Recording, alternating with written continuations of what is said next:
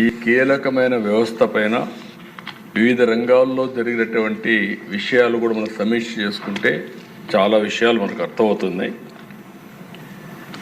ఎందుకంటే ఈరోజు దిశ మాకు ఒకప్పుడు నార్ల తాతారావు ఉండేవాడు హైదరాబాద్. కంపల్సరీగా ప్రతి ఒక్క ఎమ్మెల్యే కూడా అక్కడికి వెళ్ళి ఆయన కలిసి మాకు పంప్ సెట్ కావాలి, చిన్న చిన్న విషయాలు అడిగేవారు. దానికి ఆ రోజుట్లో మనం చూస్తే నాకు చాలా జ్ఞాపకాలు ఉన్నాయి. ఇవన్నీ ఇంకా ప్రగాఢంగా.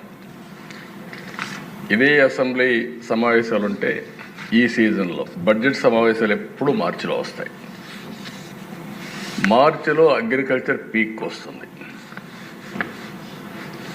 ఆ సమయంలో కానీ నీళ్లు లేకపోతే పొట్ట మీదకి వచ్చిన వరి ఎండిపోతుంది.